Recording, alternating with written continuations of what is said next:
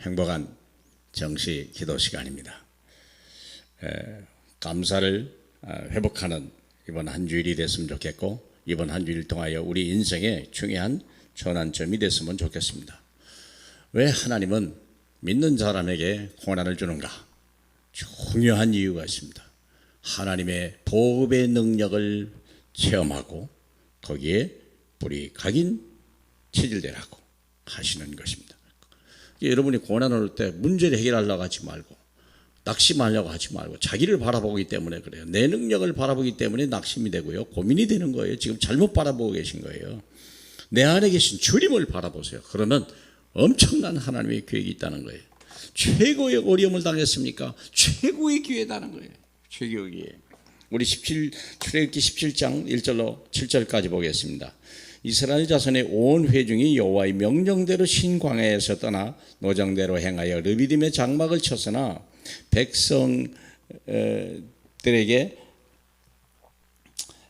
백성들이 마실 물이 없는지라 백성이 모세와 다투어 이르되 우리에게 물을 주어 마시게 하라. 모세가 그들에게 이르되 너희가 어찌하여 나와 다투느냐? 너희가 어찌하여 여호와를 시험하느냐? 거기서 백성이 목이 말라 물을 찾으며 그들이 여호와 모세에게 대하여 원망하여 이르되 당신이 어찌하여 우리를 애굽에서 인도하여 내어서 우리와 우리 자녀와 우리 가축이 목말라 죽게 하느냐?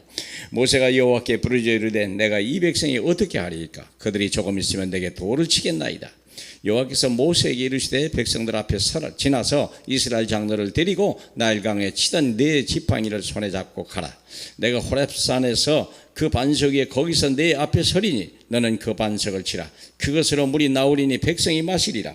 모세가 이스라엘 장로들의 목전에서 그대로 행하니라. 아멘입니다. 사랑하는 여러분, 고난이 왔습니다. 가축도 자식도 다 굶어 목말라 죽게 생겼습니다. 사막으로 들어갔으니 당연한 얘기죠. 그러면 사막을 들어갔을 때 하나님은 뭐 하셨을까요? 외출하셨습니까? 주무셨습니까? 아닙니다. 더 큰 계획을 가지고, 문제를 올 때 더 큰 계획을 가지고 원망 불평하는 사람이 있었어요. 여기에 이런 사람들이 우리 주위에 얼마든지 있을 수 있습니다. 그 사람들을 보면서 우리가 시험 들면 안 되는 거예요. 그럼 모세는 어떻게 했습니까? 하나님 앞에 기도한 사람입니다. 불평하고 원망하는 사람입니까? 여러분은 하나님 앞에 문제를 가지고 기도하는 사람입니까? 인간의 생각을 가지고 우리가 문제를 보는 사람입니까? 하나님의 계획을 가지고 문제를 보는 사람입니까? 거기서 인생의 갈림길이 형성되는 거예요. 최고의 고난은 최고의 축복이요, 최고의 기회다. 광야에서 만난 게 불평입니까? 기도응답입니까? 여기서 엄청난 기도응답이 얼마만큼 왔냐? 이 정도, 이 반석 위에 거기 내 앞에 서라. 내가 이 반석을 치리라. 거기서 물이 나오리라. 그렇죠? 그렇기 때문에 이 물은 여호와 이스라엘 백성을 따르는 영원한 반석이 된 거예요. 고린도서 10장 1절로 우리 3절에 보면요, 4절까지 보면 그 반석, 그 이스라엘 백성을 따르는 물이라고 그랬습니다. 사랑하는 여러분, 물을 가지고 따라다니는 분이요. 그게 눈으로 보는 거예요. 육신의 눈으로 보니까 그래. 영적인 눈이 있다면 보는 거예요. 이미 다 발견한 거죠. 그러므로 기도하는 사람에게 기도응답을 받는 사람 되길 축복합니다. 불평하는 사람은요, 누구든지 원하지 않습니다. 하나님도 그를 버립니다. 그러나 하나님 앞에 기도하고 하나님의 역사와 능력을 체험하고 있는 사람은요, 하나님의 역사에 길이 남는 사람입니다. 블레셋이 고난이 왔습니다. 블레셋 쳐들어왔는데 어떻게 합니까? 큰일 났잖아요. 왜요? 그때만 해도 그들은 블레셋보다 더 강한 적은 없었어요.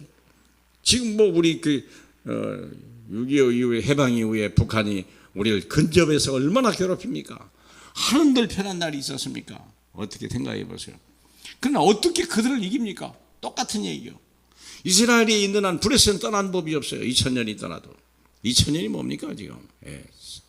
자, 보시면 그러면 어떻게 능력을 했습니까? 어린 양을 잡아서 번제로 드리니까 그때 하나님이 이스라엘 백성을 통하여 하나님 역사하는데 우박을 쳐가지고 싸우지 않고도 블레셋을 치는 역사가 일어났어요.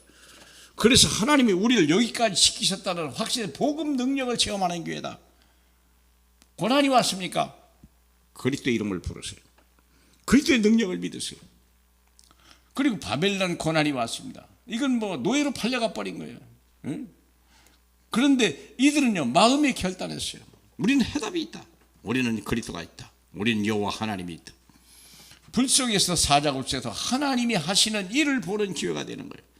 모든 사람의 애굽에 바벨론 모든 사람들이 특별히 중요한 왕이나 중요한 지도자들이요 다 여호와 하나님의 능력을 체험하는 기회로 바꿔진 것이 바로 바벨론 고난의 축복입니다. 사랑하는 여러분, 여러분에게 어떤 고난이 왔습니까? 여러분의 가정을 살리고 후대를 살리고 여러분의 교회를 살릴 수 있는 기회라고 생각하셔야 돼요.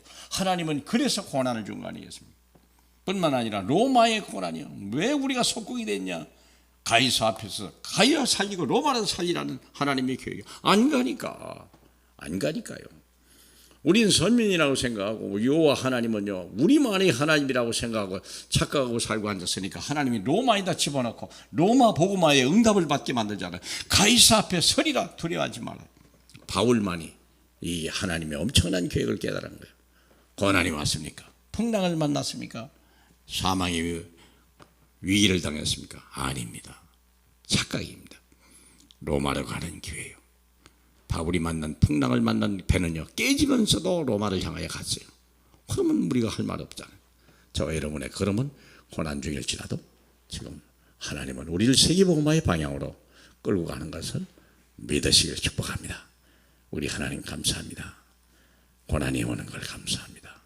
내게 이미 주신 복음의 능력을 체험하는 기회 하고 예수 그 이름의 권능이 얼마나 어마어마한 것인지 체험할 수 있는 기회로 축복하셔서 만민 앞에 정인으로 당당히 서게 하옵소서. 축복하시는 예수님 이름으로 기도합니다. 아멘.